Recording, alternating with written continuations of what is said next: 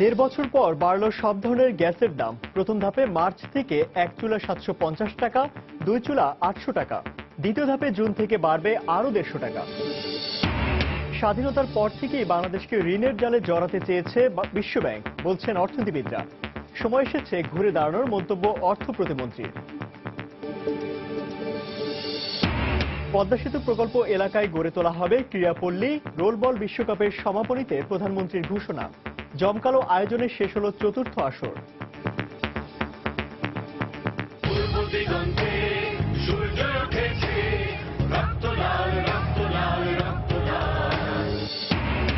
কানাডার আদালতের রায় সরকারের সাজানো নাটক, মন্তব্য বিএনপির। এই রায়ই প্রমাণ হয়েছে তারা সন্ত্রাসী, জবাব আওয়ামী লীগের।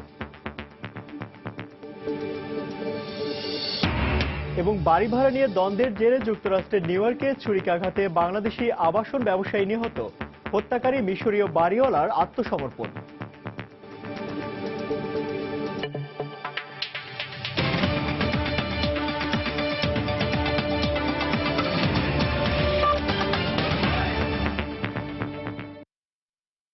প্রবাসী সময় সঙ্গে আছি আমি ইমতিয়াজ।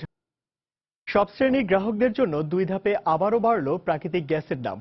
বৃহস্পতিবার বিকেলে জ্বালানি খাতের দাম নিয়ন্ত্রক সংস্থা বাংলাদেশ এনার্জি রেগুলেটরি কমিশন থেকে নতুন মূল্যহার ঘোষণা করা হয়। এতে সব শ্রেণীর গ্যাস গড়ে 22.7% দাম বাড়াল সরকার। কমিশনের দাবি, টেকসই জ্বালানি নিরাপত্তা নিশ্চিত করতে এবং শহর ও গ্রামের জ্বালানি ব্যয়ের মধ্যে ভারসাম্য নিয়ে আসতেই মূল্য বাড়ানো হয়েছে। দেবাশিস রায়ের রিপোর্ট।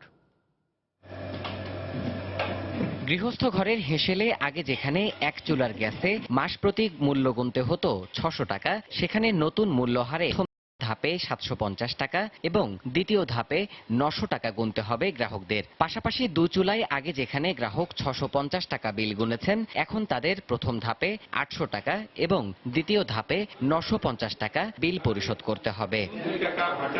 গ্যাস খাতের 6টি বিতরণ ও সঞ্চালন কোম্পানি দাম বাড়ানোর যে প্রস্তাব গেল বছরের শুরুতেই বিইআরসিতে পেশ করেছিল, গেল বছরের আগস্ট জুড়েই সেসব আবেদনের ভিত্তিতে গ্রাহক শুনানি শেষ করে কমিশন। দীর্ঘ সময় যাচাই বাছাই শেষে বৃহস্পতিবার বিকেলে সংবাদ সম্মেলনে সব ধরনের গ্যাসের দাম দু ধাপে 22.7% হারে বাড়ানোর চূড়ান্ত ঘোষণা দিল জ্বালানি খাতের মূল্য নিয়ন্ত্রক সংস্থা বাংলাদেশ এনার্জি রেগুলেটরি কমিশন।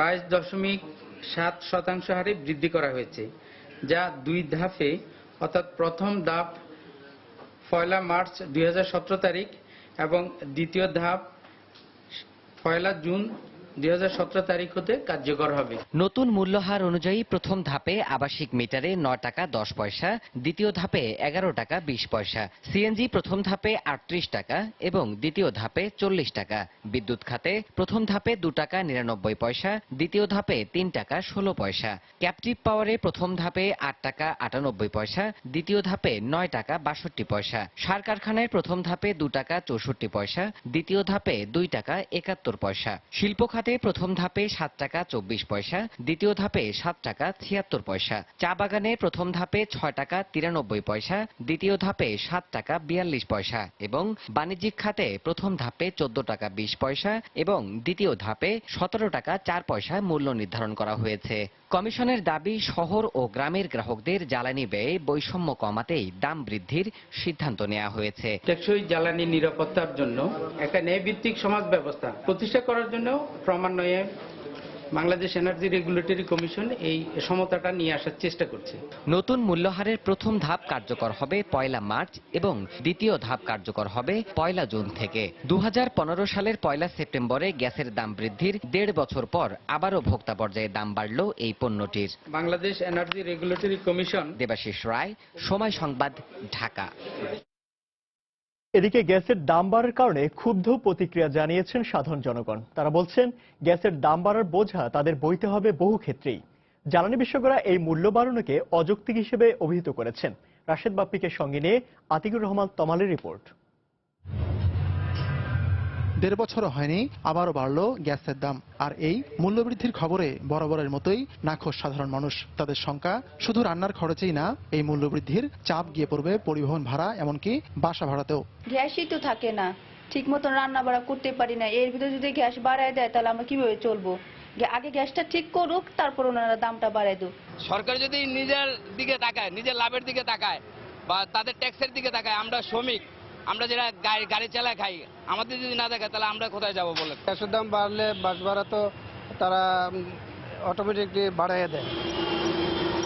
জ্বালানি বিশেষজ্ঞরা বলছেন এটা স্বেচ্ছাচারিতা। কিভাবে দাম বাড়ানোর কারণে ব্যক্তি পর্যায় থেকে শুরু করে শিল্প উদ্যোক্তা সবাই ক্ষতিগ্রস্ত হবেন। গ্যাসের মূল্যবৃদ্ধির আদেশে গণশুনানি প্রতিফলিত হয়নি এবং এই মূল্যবৃদ্ধির প্রস্তাব যৌক্তিক এবং সামঞ্জস্যপূর্ণ ছিল না এবং গণশুনানিতে মূল্যবৃদ্ধির কোনো আবশ্যকতা প্রমাণিত হয়নি। কনজিউমার অ্যাসোসিয়েশন অব বাংলাদেশ ক্যাবের এই জ্বালানি উপদেষ্টা আরও বলেছেন, সরকারের এই সিদ্ধান্তে আদালতে যাবেন তারা। এই আদেশ মানা যায় না, সুতরাং সেটারই প্রমাণের জন্য বা সেটাই প্রতিষ্ঠিত করার জন্য এই আদেশ চ্যালেঞ্জ করে আমরা হাইকোর্টে রিট আবেদন করব এবং সেটা যত দ্রুত সম্ভব। সব শ্রেণীর মানুষের জন্য গ্যাসের এই দাম শেষ বেড়েছিল 2015 সালের সেপ্টেম্বরে। হাতিকুর রহমান তমাল, সময় সংবাদ, ঢাকা। গ্যাসের দাম বাড়ানোকে অযৌক্তিক ও গণবিরোধী উল্লেখ করে তা প্রত্যাহারের আহ্বান জানিয়েছে বিএনপি। বৃহস্পতিবার সন্ধ্যায় গুলশানে বিএনপি চেয়ারপারসনের রাজনৈতিক কার্যালয়ে ব্রিফিংয়ে দলের মহাসচিব মির্জা ফখরুল ইসলাম আলম বলেন, সরকার ঘনিষ্ঠ কয়েকটি কোম্পানিকে বাড়তি লাভ পাইয়ে দিতেই গ্যাসের দাম বাড়ানো হয়েছে। মোটা বাজেটের অর্থ যোগান দিতে জনসমর্থনহীন সরকার জনগণের পকেট কেটে বলগাহীন রাজস্ব আহরণের জন্য বেপরোয়া হয়ে উঠেছে। আমরা গ্যাসের মূল্য বৃদ্ধিতে সরকারের এহেন অনৈতিক, অযৌক্তিক, গণবিরোধী সিদ্ধান্ত বাতিলের জোর দাবি জানাচ্ছি। জনগণকে জিম্মি করে রাজস্ব আদায়ে সরকারের সিদ্ধান্ত জনগণ মেনে নেবে না। স্বাধীনতার পর থেকেই দেশের অর্থনৈতিক ও অবকাঠামো উন্নয়নের অংশীদার প্রতিষ্ঠান বিশ্বব্যাংক।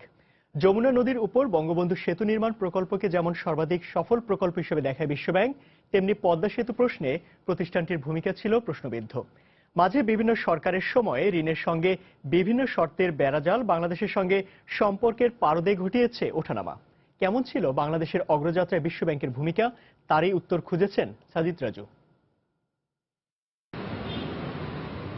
স্বাধীনতার পর যুদ্ধবিধ্বস্ত পটভূমি থেকেই বাংলাদেশের উন্নয়ন অংশীদার বিশ্বব্যাংক।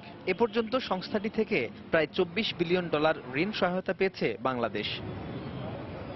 অর্থনীতিবিদরা বলছেন, বঙ্গবন্ধু সরকারের সাথে সম্পর্ক খুব একটা মধুর ছিল না বিশ্বব্যাংকের। তবে জিয়া ও এরশাদ আমলে সরকারি প্রতিষ্ঠানের বেসরকারীকরণ সহ নানা শর্তে বিশ্বব্যাংকের ঋণের জালে জড়ায় বাংলাদেশ। তখন থেকেই সফট লোনের নামে স্বাধীন রাষ্ট্রের জন্য অপমানজনক নীতি কাঠামো সংস্কারের নানা প্রেসক্রিপশন দিয়েছে পশ্চিমা ঋণদাতা প্রতিষ্ঠানটি। সংস্থাটির বাংলাদেশ অফিসের প্রধান অর্থনীতিবিদ ডক্টর জাহিদ হোসেন মনে করেন, বাংলাদেশের সাথে সম্পর্ক বিভিন্ন সময়ে নানা মাত্রায় থাকলেও দেশের বর্তমান অগ্রযাত্রায় বিশ্বব্যাংকের অবদান সামান্যই। সার্বিকভাবে আমি বলবো যে বিশ্বব্যাংকের আর্থিক সহযোগিতা, কারিগরি সহযোগিতা এবং গবেষণা ভিত্তিতে সহযোগিতা, এগুলো বাংলাদেশের অগ্রগতিতে কিছুটা অবদান রেখেছে। কিন্তু বাংলাদেশের যে উন্নয়ন, যে অর্জনগুলো, সেই জন্য প্রধান কৃতিত্ব কিন্তু বাংলাদেশ এবং বাংলাদেশের মানুষের। 90-এর দশকে পোশাক খাতের বিপুল অগ্রযাত্রা ও রেমিটেন্সের শক্ত ভিত্তি পেয়ে ঘুরে দাঁড়াতে শুরু করে দেশের অর্থনীতি। সেই সঙ্গে শুরু হয় এ প্রতিষ্ঠানের সঙ্গে সম্পর্কের পুনর্মূল্যায়ন।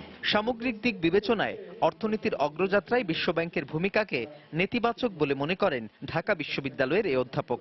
আমাদের স্বাধীনতার নীতিগত গতিমুখ সেখান থেকে আমাদেরকে সরিয়ে আনার জন্য চেষ্টা করা, তাতে তারা সফল হয়েছে। কিন্তু সেই সফলতার ফলে যেই উন্নতির প্রতিশ্রুতি তারা দিয়েছিল, সেটা না হয়ে আমরা আরো জটিল সমস্যার মধ্যে পড়েছি। অর্থ প্রতিমন্ত্রীর মতে, নানা সময়ে বিশ্বব্যাংক তাদের শর্তের জালে বাংলাদেশকে আবদ্ধ করতে চেয়েছে ঠিকই, তবে এখন সময় এসেছে ঘুরে দাঁড়ানোর। তাদের দৃষ্টিভঙ্গি অন্যরকমের, সুতরাং অনেক সময় আমাদের সঙ্গে ম্যাচ হয় না। আই এম নট সেইং যে তারা আমাদের বন্ধু নয়, অবশ্যই বন্ধু, সে তো বলবে, ভালো উদ্দেশ্যেই বলছে, কিন্তু আমার পেটের ব্যথা আমি জানি কোন জায়গায় ব্যথাটা হচ্ছে। $200 বিলিয়ন অর্থনীতির এদেশে বর্তমানে বৈদেশিক ঋণ $24 বিলিয়ন। তাই সাম্রাজ্যবাদী প্রভাব বিস্তারের হাতিয়ার হিসেবে ব্যবহৃত ঋণের শর্ত হজম করার দরকার খুব একটা নেই বলেও মন্তব্য তার। সাজিদ রাজু, সময় সংবাদ, ঢাকা। প্রবাসী সময় আরো থাকছে। অতিরিক্ত মাত্রায় খাবার স্যালাইন পানে বাড়ে শিশুর মৃত্যু ঝুঁকি। মস্তিষ্কে রক্তক্ষরণে মারা যায় 40% শিশু, গবেষকদের তথ্য। চিকিৎসকের সহায়তা নেওয়ার পরামর্শ।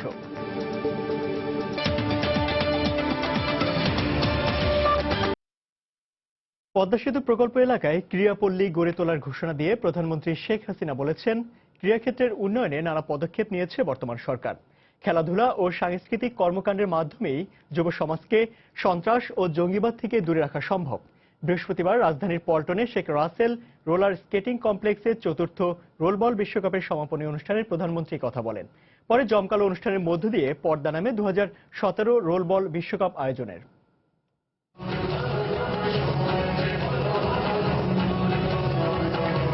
দৃষ্টিনন্দন আয়োজন ছিল রোলবল বিশ্বকাপের চতুর্থ আসরের সমাপনী দিনে, যেখানে দেশের কৃষ্টি ঐতিহ্যকে তুলে ধরা হয় বর্ণিলভাবে।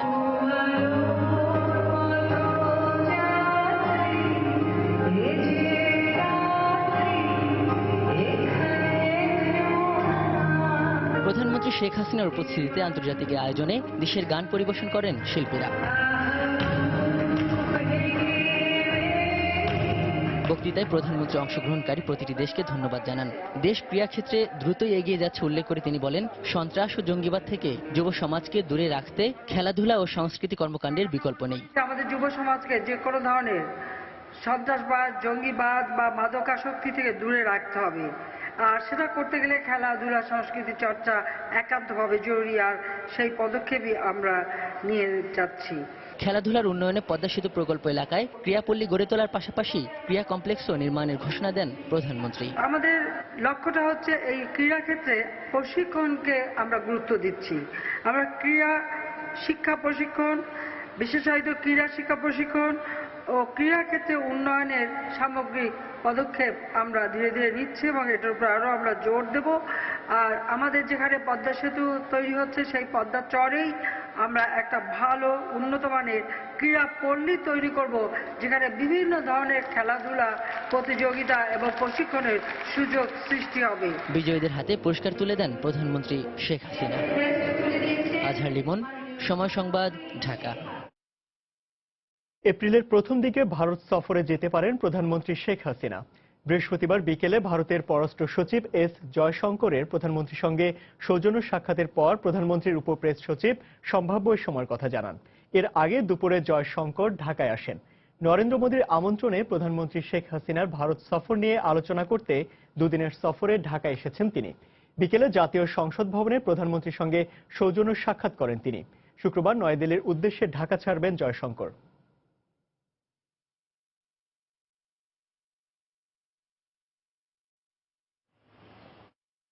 বিগত কয়েক মাসে আইন শৃঙ্খলা পরিস্থিতির উন্নতি হয়েছে উল্লেখ করে এ সংক্রান্ত মন্ত্রিসভা কমিটির সভাপতি ও শিল্পমন্ত্রী আমির হোসেন আমু বলেছেন, জঙ্গিবাদ সম্পূর্ণ নিয়ন্ত্রণে রয়েছে। বৃহস্পতিবার সচিবালয়ে পররাষ্ট্র মন্ত্রণালয়ে আইন শৃঙ্খলা সংক্রান্ত মন্ত্রিসভা কমিটির 15তম বৈঠক শেষে তিনি একথা বলেন। শিল্পমন্ত্রীর সভাপতিত্বে বৈঠকে বাণিজ্য মন্ত্রী, স্বরাষ্ট্রমন্ত্রী, নৌপরিবহন মন্ত্রী ও পানি সম্পদ মন্ত্রী সহ কমিটির সদস্যরা উপস্থিত ছিলেন। এছাড়া পুলিশ, র্যাব সহ বিভিন্ন আইন শৃঙ্খলা বাহিনীর উচ্চপদস্থ কর্মকর্তারা বৈঠকে অংশ নেন।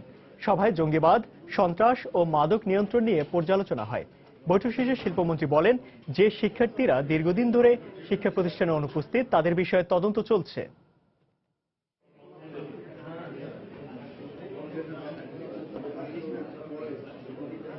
জঙ্গিবাদ যেটা মূল বার্নিং ইস্যু ছিল, সেটা সম্পূর্ণভাবে আমাদের আইন শৃঙ্খলার বাহিনীর নিয়ন্ত্রণে রয়েছে। বিভিন্ন স্কুল কলেজের যারা দীর্ঘদিন অ্যাবসেন্ট, সেটা এখনো তদন্তাধীন আছে এবং সেদিকে নজরদারি রাখা হচ্ছে।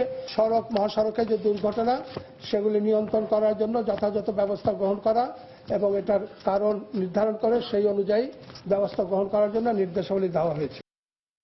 বিএনপির বিরুদ্ধে সন্ত্রাসী কর্মকাণ্ডের অভিযোগে কানাডায় দলটির এক কর্মীর রাজনৈতিক আশ্রয় খারিজ করা সংক্রান্ত রায়ের পর্যবেক্ষণ প্রকাশ করেছে অন্টারিও ফেডারেল আদালত।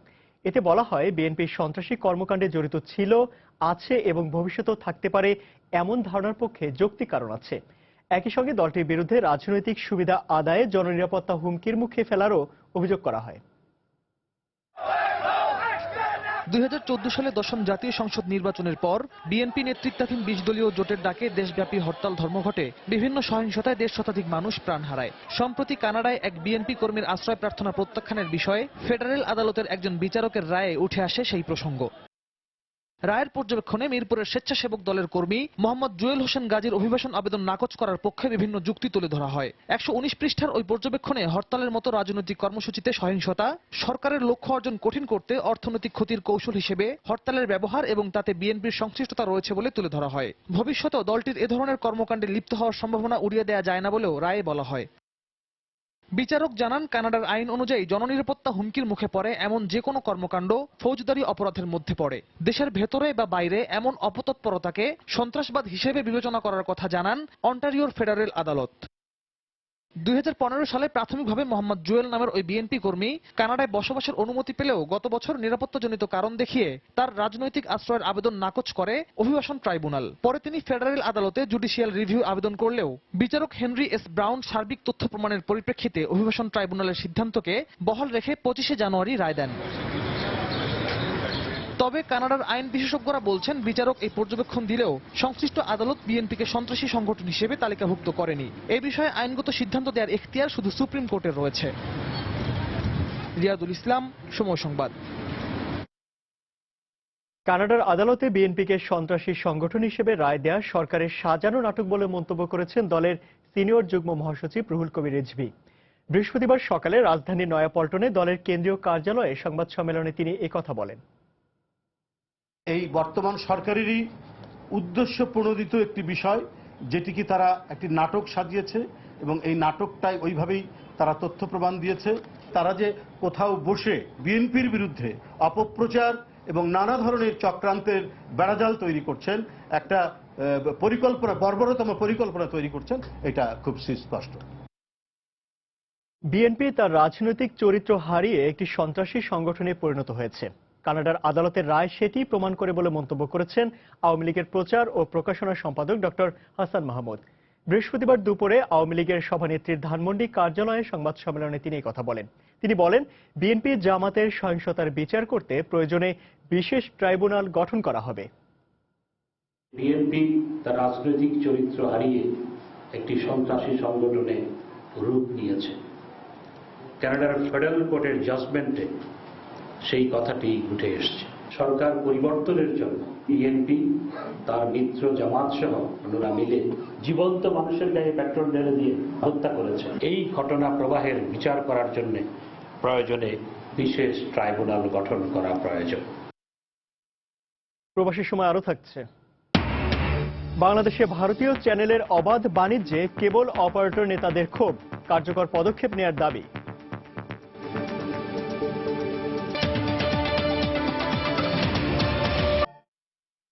গাইবান্ধার সুন্দরগঞ্জের এমপি মঞ্জুরুল ইসলাম লিটন হত্যা মামলায় আনোয়ারুল ইসলাম রানা নামে আরও একজন আদালতে স্বীকারোক্তিমূলক জবানবন্দি দিয়েছে। বৃহস্পতিবার বিকেলে জুডিশিয়াল ম্যাজিস্ট্রেট জয়নাল আবেদিনের আদালতে জবানবন্দি দেয় সে। এর আগে কড়া নিরাপত্তার মধ্য দিয়ে আসামি আনোয়ারুল ইসলাম রানাকে আদালতে হাজির করা হয়। আনোয়ারুল ইসলাম এ পর্যন্ত এমপি মঞ্জুরুল ইসলাম লিটন হত্যা মামলায় 4 জন আদালতে স্বীকারোক্তিমূলক জবানবন্দি দিয়েছে। গত বুধবার রাতে রাজধানী থেকে রানাকে গ্রেফতার করা হয় বলে জানিয়েছে পুলিশ।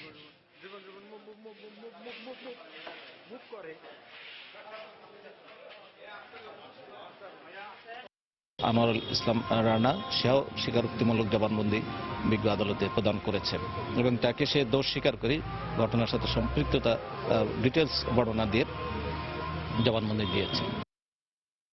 এবার প্রবাসের খবর।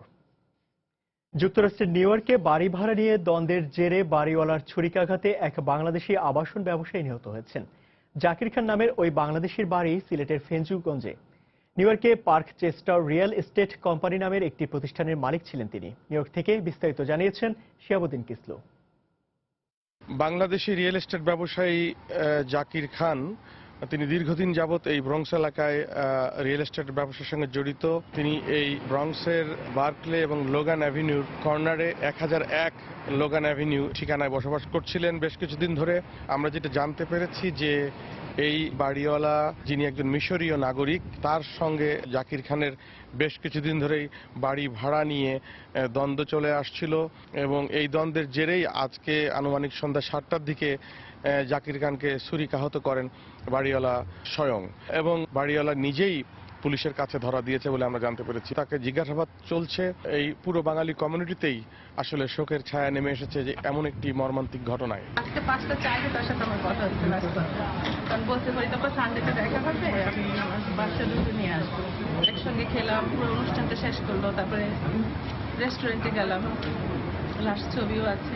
মর্মাহত, অত্যন্ত শক যে এই ধরনের একটা ইনসিডেন্ট হয়েছে আমাদের কমিউনিটিতে। For whatever reason, a person should not kill. For the community and for everybody, and we wanted to have a fair justice. Zakir খানের মরদেহ এই মুহূর্তে জ্যাকবি হাসপাতালে রাখা হয়েছে, যেখানে তাকে প্রথমেই নেওয়া হয়েছিল, এবং সেখানে তার স্ত্রী ছাড়া আর কাউকেই তার মরদেহ দেখতে দেওয়া হচ্ছে না, এবং জাকির খানের বসবাসের এই বাড়িটিও পুলিশ চারিদিক থেকে ঘিরে রেখেছে। শিহাবুদ্দিন কেসলু, সময় সংবাদ, নিউ ইয়র্ক, যুক্তরাষ্ট্র। এদিকে যুক্তরাষ্ট্রে বাংলাদেশি ব্যবসায়ী জাকির খানের মৃত্যুতে তার গ্রামের বাড়ি সিলেটের ফেঞ্চুগঞ্জে নেমে এসেছে শোকের ছায়া। জাকিরের মৃত্যুর খবর পৌঁছানোর পর উপজেলার পাঠানটিলার তার বাড়িতে ভিড় করেন স্বজন ও এলাকাবাসী। জাকিরের 7 ভাই বোনের মধ্যে 3 ভাই দেশে রয়েছেন। 1993 সাল থেকে পরিবারের সবাই নিউ ইয়র্কে বসবাস করেন। নিহত জাকির খানের লাশ দেশে আনা হবে কিনা সে বিষয়ে এখনই কিছু জানাতে পারেনি তার ভাই।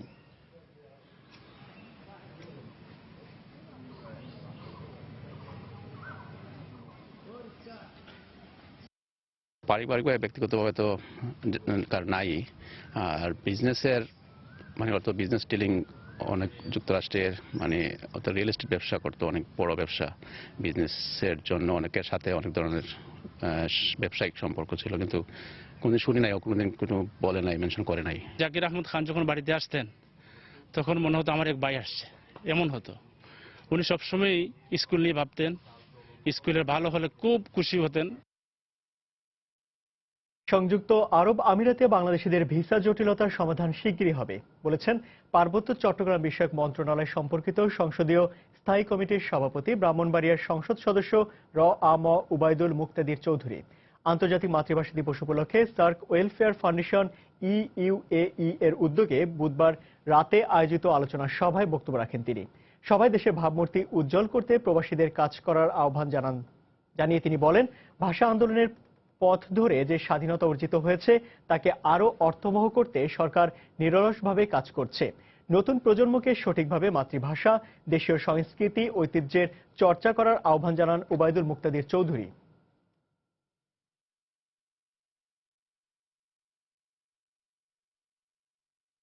সৌদি আরবের বাংলাদেশ দূতাবাসে মহান শহীদ দিবস ও আন্তর্জাতিক মাতৃভাষা দিবস উপলক্ষে আয়োজিত অনুষ্ঠানে অনিয়ম ও স্বেচ্ছাচারিতার অভিযোগ এনেছে সৌদি আরব আওয়ামী লীগের কয়েকটি অঙ্গ ও সহযোগী সংগঠন। বৃহস্পতিবার রিয়াদের একটি কমিউনিটি সেন্টারে এ উপলক্ষে সংবাদ সম্মেলনের আয়োজন করা হয়।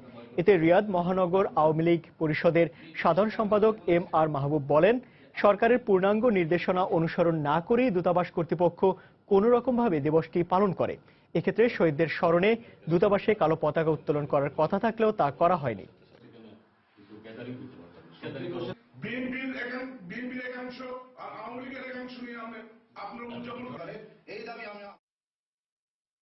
সুইজারল্যান্ডের জেনেভায় জাতিসংঘ অফিসের সামনে অস্থায়ী শহীদ মিনার নির্মাণ করে আন্তর্জাতিক মাতৃভাষা দিবস ও মহান শহীদ দিবস পালন করেছেন প্রবাসী বাংলাদেশিরা।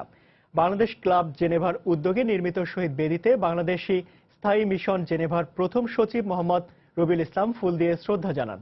এছাড়া বাংলাদেশ ক্লাব জেনেভার সভাপতি আমজাদ খান, খলিলুর রহমান সহ স্থানীয় আওয়ামী লীগ ও বঙ্গবন্ধু পরিষদের নেতারা উপস্থিত ছিলেন। এ সময় কিছু বিদেশীয় শহীদ বেদিতে শ্রদ্ধা জানান। পরে বাংলাদেশের স্থায়ী মিশনের উদ্যোগে আলোচনা সভা অনুষ্ঠিত হয়।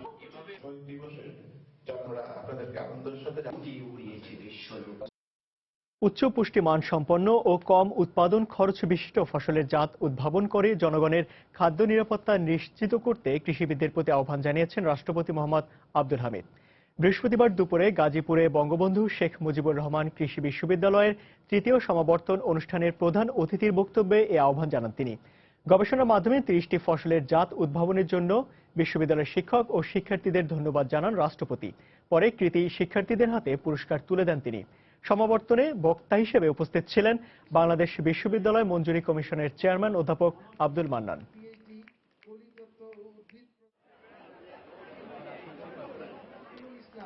PhD মৃত্তিকা বিজ্ঞান বিভাগ, অর্থ দায়বদ্ধতা আগামী নির্বাচনে সব দলের অংশ নেয়ার পরিবেশ সৃষ্টিতে নির্বাচন কমিশনের পক্ষ থেকে সব ধরনের ব্যবস্থা নেওয়া হবে বলে জানিয়েছেন প্রধান নির্বাচন কমিশনার KM নুরুল হুদা। বৃহস্পতিবার সকালে গোপালগঞ্জের টুঙ্গিপাড়ায় কথা বলেন তিনি। এর আগে বঙ্গবন্ধু শেখ মুজিবুর রহমানের সমাধিতে ফুল দিয়ে শ্রদ্ধা জানান CAC। এ সময় নির্বাচন কমিশনাররাও তার সঙ্গে ছিলেন। পরে প্রধান নির্বাচন কমিশনার বঙ্গবন্ধু ভবনে মন্তব্য বইতে সই করেন।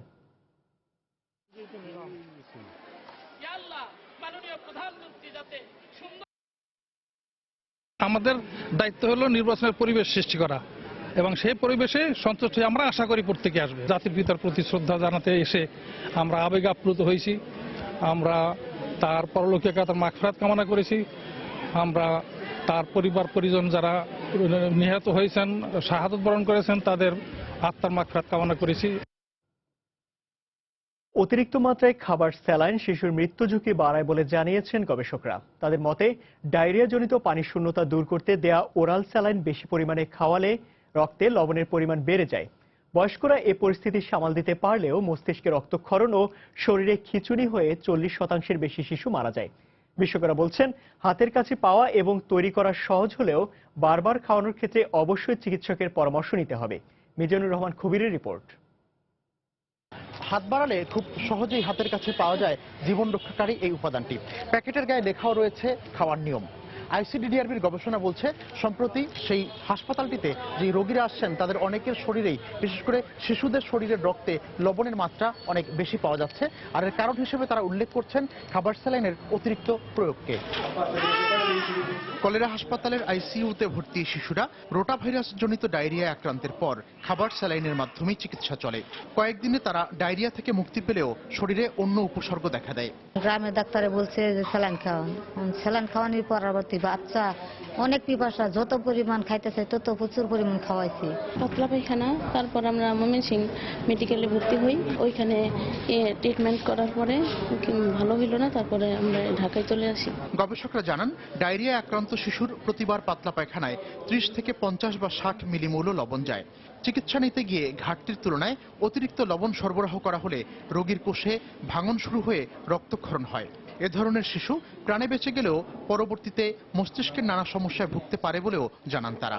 কোষের ভিতরে টোটাল পানি শূন্যতা হয়, তখন হয় কি আস্তে আস্তে কোষ ভাঙতে থাকে, ভাঙলে সেক্ষেত্রে রক্তপাত হয়, তখন ব্রেন হেমোরেজ হয়। সোডিয়াম লেভেল 170-এর বেশি থাকে, তাদের প্রতি 100 জনে 37 জন মারা যায়। যাদের খিঁচুনি হয় তাদের মৃত্যু হার আরো বেশি হয়। ঘাম বা অন্য কারণে পানির ঘাটতি না হলে শিশুর শরীরের ওজন যত কেজি প্রতিবার ঠিক তত চামচ স্যালাইন খাওয়ানোর পরামর্শ চিকিৎসকদের। ডায়রিয়া হলে ওরাল স্যালাইন খাওয়াবে, এটা ঠিক আছে। শুধু গুলিয়ে খাওয়ালে এবং সেটা কনসেন্ট্রেশন বেশি হলো, একটার পর একটা প্যাকেট খাওয়াতেই মানে অবস্থার অবনতি ঘটলে বারবার খাওয়াইলে যে সে ইমপ্রুভ করবে সেটা না। বিশেষজ্ঞরা বলছেন, শিশু ও বয়স্কদের জন্য আলাদা মাত্রার কোনো স্যালাইন তৈরি হয় না। তাই রোগাক্রান্ত শিশুকে স্যালাইন খাওয়ানোর ব্যাপারে অভিভাবকদের পাশাপাশি স্বাস্থ্যসেবায় জড়িতদেরও সতর্ক হওয়া প্রয়োজন। মিজানুর রহমান খবির, সময় সংবাদ, ঢাকা। রাজধানীর পল্লবীতে ড্রেন আর ফুটপাথ নির্মাণের জন্য কয়েকশো গাছ কাটার উদ্যোগ নেওয়া হয়েছে। ইতোমধ্যে প্রায় অর্ধশত গাছ কেটে ফেলা হয়েছে। এ অবস্থায় মারাত্মক পরিবেশ বিপর্যয়ের আশঙ্কা পরিবেশবিদদের। গাছগুলো বাঁচিয়ে রেখে বিকল্পভাবে উন্নয়নের দাবি স্থানীয়দের। তবে এ বিষয়ে একাধিকবার চেষ্টা করেও সিটি কর্পোরেশনের কোনো বক্তব্য পাওয়া যায়নি। বিস্তারিত জুনায়েদ আল হাবিবের রিপোর্টে। কংক্রিটের জঞ্জালে আবৃত ঢাকায় যেদিকে চোখ যায় শুধুই ইট পাথরের উঁচু নিচু অগোছালো ভবনের ছবি। নগরের এই বিশাল জমিনে খুব একটা জায়গা হয়নি প্রকৃতির অন্যতম উপাদান বৃক্ষের। শহরটিতে যে সামান্য সংখ্যক গাছ দেখা যায় তার উপরও নিত্য চলে অত্যাচার। সম্প্রতি এমন দৃশ্যই দেখা গেল রাজধানীর পল্লবী এলাকায়, যেখানে ফুটপাত আর ড্রেন নির্মাণের জন্য কয়েকশো গাছ কাটার উদ্যোগ নেওয়া হয়েছে। ইতোমধ্যে প্রায় অর্ধশত গাছ কেটে ফেলেছে ঠিকাদারি প্রতিষ্ঠান MBEL। প্রতিষ্ঠানটির কর্মকর্তা জানালেন, সিটি কর্পোরেশনের অনুমতি নিয়েই তারা এই কাজ করছেন। এরকম 14টি সড়কেই নাকি চলবে এমন গাছ নিধন। এলাকার মধ্যে যে সকল গাছ পড়বে যদি না কাটি তাহলে ধরেন আমরা রাস্তা ড্রেন করতে পারবো না বা ফুটপাত করতে পারবো না। স্থানীয়রা বলছেন যে গাছ মানুষকে বেঁচে থাকতে সহায়তা করে, উন্নয়নের নামে এভাবে তা কেটে ফেলা কোনোভাবেই গ্রহণযোগ্য নয়। ঢাকা যে এখন আমরা বসবাস করতেছি এটা থাকার মতো আর নাই, ঢাকাতে এখন পালাতে হবে। জীবন বাঁচানোর জন্য আমি মনে করি গাছ অবশ্যই জরুরি, আর থাকা উচিত এবং লাগানো উচিত, আর কেটে তো ফেলা উচিতই না। গাছ তো এত তাড়াতাড়ি বড় হয় না, উন্নয়ন তো আমরা এক পাশ থেকে রেখে আরেক পাশেও করতে পারি। ইট পাথরের নগরীতে যেখানে সবুজের দেখা মেলা দুষ্কর, সেখানে উন্নয়নের নামে এভাবে গাছ কেটে ফেলা নিয়ে প্রশ্ন তুলেছেন পরিবেশবিদরা। তারা বলছেন এভাবে চলতে থাকলে বিশ্বের বসবাস অনুপযোগী শহরের তালিকার 2 নম্বরে থাকা এই শহর অদূর ভবিষ্যতে বসবাসের উপযোগিতা হারাবে। এটা কিছুতেই গ্রহণযোগ্য হতে পারে না। তারা যে গ্রিন ঢাকার প্রতিশ্রুতি দিয়েছিল সেটা বরং রক্ষাই হচ্ছে না, বরং তারা অনেক ক্ষেত্রে এটা উল্টা কাজও করতেছে। এ বিষয়ে একাধিকবার চেষ্টা করেও সিটি কর্পোরেশনের কোনো বক্তব্য পাওয়া যায়নি।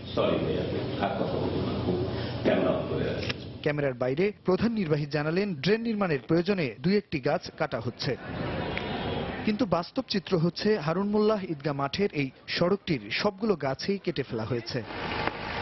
এরকম এ, বি ও সি ব্লকের 14টি সাব সড়কের প্রায় সব গাছই কাটা হবে বলে জানিয়েছেন ঠিকাদারি প্রতিষ্ঠানের প্রকৌশলী। জুনায়েদ আল হাবিব, সময় সংবাদ, ঢাকা।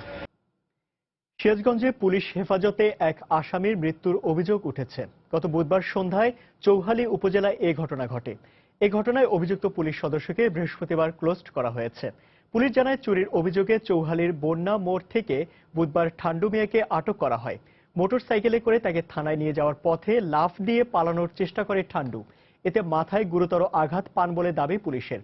গুরুতর আহত অবস্থায় তাকে উদ্ধার করে নাগরপুর উপজেলা স্বাস্থ্য কমপ্লেক্সে নেয়ার পথে চিকিৎসক তাকে মৃত ঘোষণা করেন।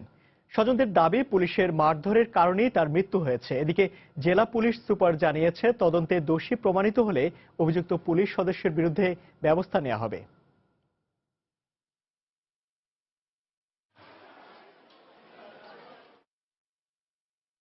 কক্সবাজারে কেবল অপারেটরদের দুদিনব্যাপী সম্মেলনের শেষ দিনে বাংলাদেশে ভারতীয় চ্যানেলের অবাধ বাণিজ্য বন্ধে কার্যকর পদক্ষেপ নেওয়ার দাবি জানিয়েছেন কেবল অপারেটর নেতারা। বৃহস্পতিবার দুপুরে একটি হোটেলে এই সম্মেলনের আয়োজন করা হয়। এতে প্রধান অতিথি হিসেবে ছিলেন প্রধানমন্ত্রীর তথ্য উপদেষ্টা ইকবাল সোবহান চৌধুরী। সম্মেলনে কেবল অপারেটর অ্যাসোসিয়েশন অব বাংলাদেশ কবের নেতাকর্মীরা উপস্থিত ছিলেন। তারা বলেন, ভারতে বাংলাদেশের কোনো চ্যানেল দেখানো হয় না, এমনকি প্রতি বছর ইন্ডিয়ান ট্রেড ফেয়ারের নামে বাংলাদেশ থেকে বিপুল পরিমাণ অর্থ ভারতে চলে যায়। এ বিষয়টি সরকারের কঠোর নজরদারিতে আনা প্রয়োজন বলেও জানান তারা। গত বুধবার শুরু হওয়া এই সম্মেলনে দেশের বিভিন্ন বেসরকারি টেলিভিশনের মালিক, ঊর্ধ্বতন কর্মকর্তা এবং সারা দেশের 7 শতাধিক কেবল অপারেটররা অংশ নেন। আপনাদের খাতকে বিকশিত করার জন্য অবশ্যই আপনাদের এই খাতকে শিল্প করা, এখানে আপনারা যেন পুঁজি বিনিয়োগ করতে পারেন, পুঁজির আয়োজন হতে পারে, সে ব্যাপারেও কিন্তু শিল্প হলে পরে আপনারা বিভিন্ন ব্যাংকে যেতে পারবেন। আপনাদের যেসব ইকুইপমেন্ট আনবেন সেই ইকুইপমেন্টগুলো আমদানির ক্ষেত্রে আপনারা কিছু কিছু সুযোগ সুবিধা লাভ করবেন। সেগুলো বিষয় নিয়ে কিন্তু ইতিমধ্যে নীতিগতভাবে আলোচনা হচ্ছে এবং সেগুলি বাস্তবায়নেরও পদক্ষেপ নেওয়া হবে। আগামী 13ই মার্চ রোহিঙ্গার সমস্যা বিষয়ক প্রতিবেদন প্রকাশ করা হবে বলে জানিয়েছেন জাতিসংঘের মানবাধিকার বিষয়ক বিশেষ দূত ইয়াং হিলি। বৃহস্পতিবার দুপুরে তৃতীয় দিনের মতো কক্সবাজারের উখিয়ার কুতু পালং রোহিঙ্গা ক্যাম্প পরিদর্শন শেষে এই কথা জানান তিনি। তার সামনেই রোহিঙ্গারা ব্যানার ফেস্টুন হাতে মানববন্ধন কর্মসূচি পালন করেন। মানববন্ধন থেকে রোহিঙ্গা সমস্যার দ্রুত সমাধানের দাবি জানান তারা। গত মঙ্গলবার থেকে কক্সবাজারে টেকনাফ ও উখিয়ার নিবন্ধিত ও অনিবন্ধিত বেশ কয়েকটি রোহিঙ্গা ক্যাম্প পরিদর্শন করেন তিনি। এর আগে 12 দিন মিয়ানমার সফর করে সে দেশের সরকারের বিভিন্ন পর্যায়ে রোহিঙ্গাদের বিষয়ে কথা বলেন তিনি।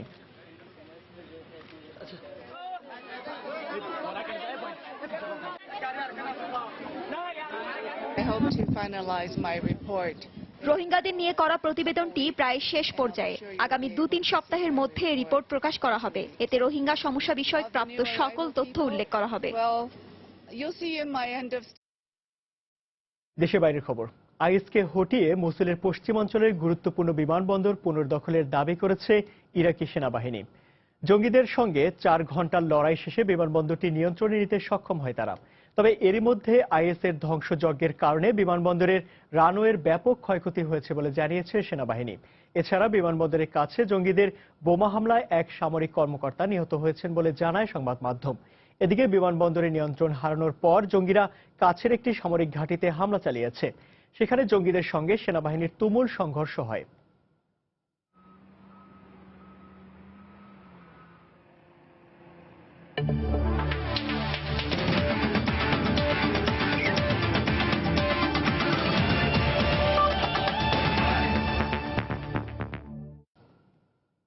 টাইগার ক্রিকেট প্রসঙ্গ। শ্রীলঙ্কা মিশন সামনে রেখে শুক্রবার আনুষ্ঠানিকভাবে শুরু হচ্ছে বাংলাদেশ জাতীয় ক্রিকেট দলের অনুশীলন। সকাল 10টায় ক্রিকেটারদের প্রস্তুতি পর্ব শুরু হওয়ার কথা রয়েছে। সবকিছু ঠিক থাকলে জাতীয় দলের প্রধান কোচ চন্ডিকা হাতুড়ি সিংহের অধীনে অনুশীলন করবে টাইগাররা। তবে প্রথম দিনে ক্রিকেটারদের ফিটনেসের ব্যাপারটি মাথায় রেখে ট্রেনার ভিল্লা ভাড়া এনে তার মতো করে পরখ করে নেবেন ক্রিকেটারদের। কোচিং স্টাফদের মধ্যে বোলিং কোচ কোর্টনি ওয়ালশ ছুটিতে থাকায় অনুশীলনে থাকবেন না তিনি। এছাড়াও সিনিয়র 3 ক্রিকেটার তামিম, সাকিব ও মাহমুদুল্লাহ রিয়াদ পিএসএল খেলায় অনুশীলনে থাকছেন না তারা। শ্রীলঙ্কা সফরে 2টি টেস্ট, 3টি ওয়ানডে ও 2টি টি-20 খেলবে বাংলাদেশ জাতীয় ক্রিকেট দল। 28 ফেব্রুয়ারি শ্রীলঙ্কার উদ্দেশ্যে দেশ ছাড়ার কথা রয়েছে টাইগারদের।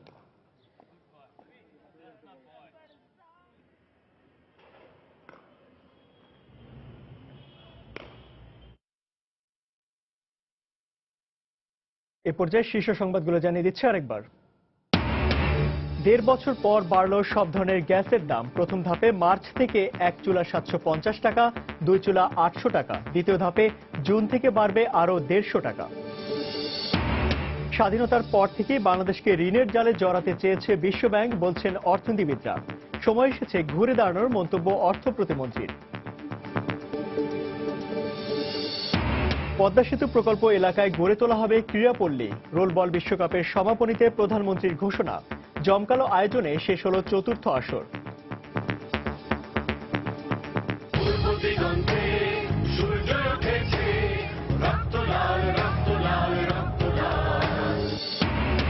কানাডার আদালতের রায় সরকারের সাজানো নাটক, মন্তব্য বিএনপির। এই রায়ই প্রমাণ হয়েছে তারা সন্ত্রাসী, জবাব আওয়ামী লীগের।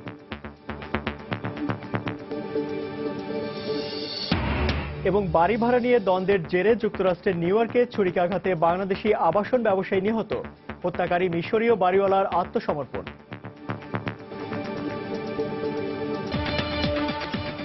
এই ছিল প্রবাসী সময়। যেকোনো খবর পেতে ভিজিট করুন সময়নিউজ.tv। যেকোনো বাংলা লিংক রবি নম্বর থেকে সময় সংবাদের খবর, অনুষ্ঠান সূচি জানতে এবং যেকোনো তথ্য সময় সংবাদকে জানাতে ডায়াল করুন 1622 নম্বরে। এছাড়া এইমাত্র পাওয়া খবর মোবাইলে পেতে SMS করুন *BN লিখে পাঠিয়ে দিন 1622 নম্বরে। সঙ্গে থাকুন সময়।